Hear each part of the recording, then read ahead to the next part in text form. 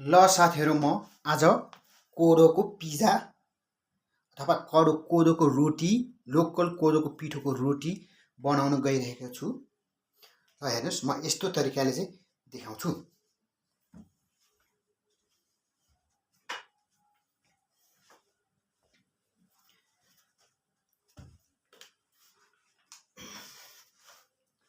ल हेर्नुस्,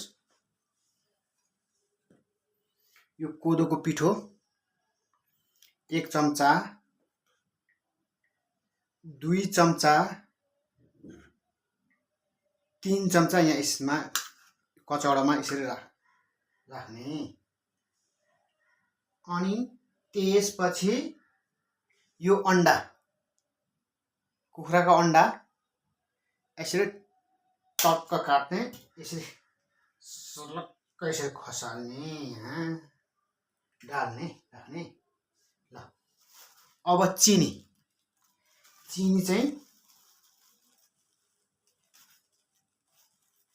चाहिँ हेर्नुस् खोल्दैछ चिनी चाहिँ आफूलाई स्वाद अनुसार, आफूलाई टेस्ट अनुसार कति खान मन लाग्छ चिनी त्यो अनुसार यसरी यहाँ भाँडामा यसरी हाल्ने। चिनी आफूलाई कति खान मन लाग्छ चिनी यसरी यहाँ राख्ने।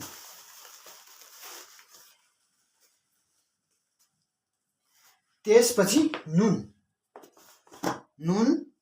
आफूलाई आवश्यकता अनुसार कति राख्ने, यहाँ भाँडामा नुन आवश्यकता अनुसार राख्ने। त्यसपछि यसरी राख्ने र त्यसपछि यसरी घोल्ने। अन्डालाई यसरी घोल्ने। अन्डा, चिनी, नुन, पिठो यसरी घोल्ने।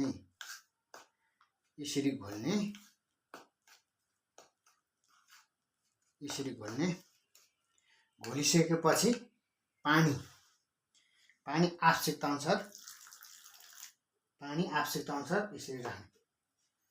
यसरी राखेपछि पानी यसरी राख्ने, यसरी घोल्ने, टक्क लाएर घोल्ने। पिठोमा पानी यसरी घोल्ने। है कोदोको पिज्जा बनाउँदैछ साथी हो। तपाईहरु यसरी आफ्नो गाउँघरमा उत्पादन भएको कोदोको पिठोलाई पिज्जा बनाएर खाने तरिका यसरी घोल्दैछु। म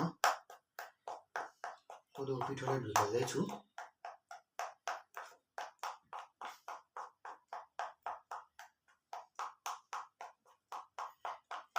मजाले घोल्ने। मजाले घोलिसकेपछि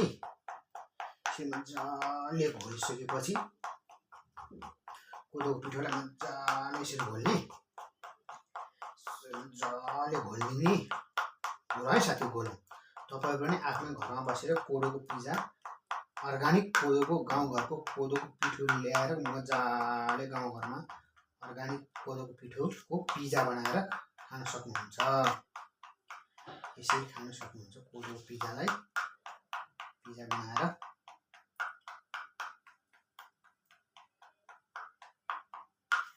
कोदोको पिज्जा मजाले घोलिसकेपछि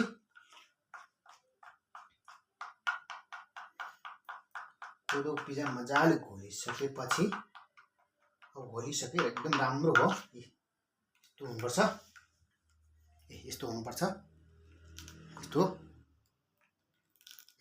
कोदोको पिठो यस्तो हुनुपर्छ। यो भइसकेपछि अब हामी के गर्छौं त, आफ्नो घरमा जे साधन छ, जे भाँडाकुँडा छ, जुन भाँडाकुँडा छ, कराई, ताप्के, दिउरे, फ्राई प्यान जे छ, टक्क लाएर ग्यास चुलामा बसाल्ने अथवा चुलोमा बसाल्ने। बसालिसकेपछि आफ्नो घरमा जे छ, घिउ, तेल जे छ, त्यो आफूलाई आवश्यकता अनुसार ताप्के, दिउरेमा बसाल्ने। ल हेर है साथी, अब हामी ग्यास चुला यसरी बाल्छौं। ग्यास चुला बालिसकेपछि ग्यास चुल्हा यसरी बाल्छौँ। हामी यहाँ खोज्छौँ। हामी ग्यास चुल्हा यसरी बाल्छौँ। ग्यास चुल्हा बाल्छौँ यसरी।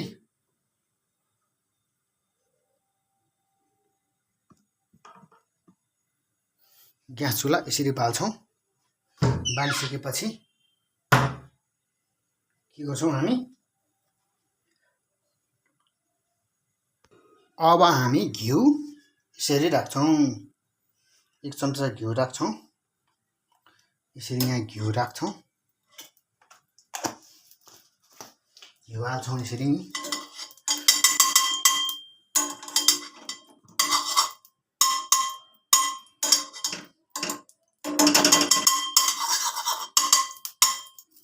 घिउलाई यसरी कराईमा ताप्केमा यसरी बसाल्छौँ। घिउ राम्रोसँग पग्लेपछि पाकेपछि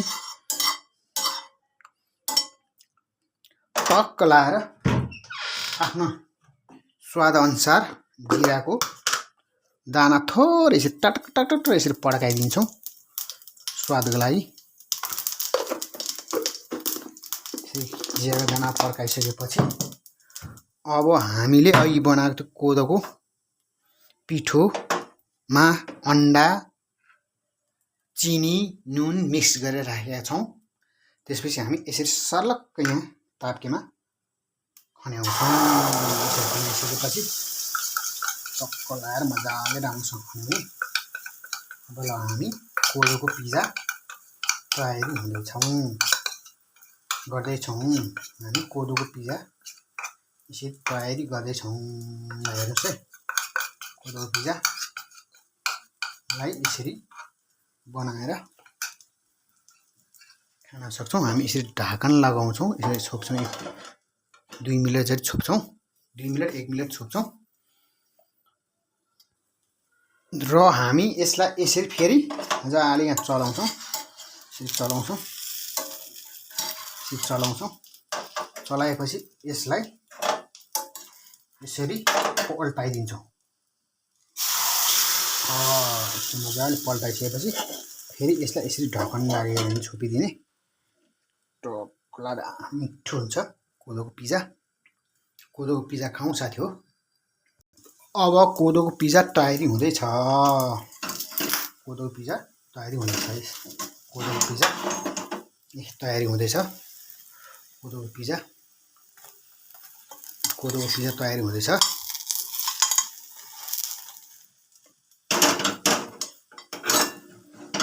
कोदोको पिज्जा यसरी तयार गर्दैछौँ हामी।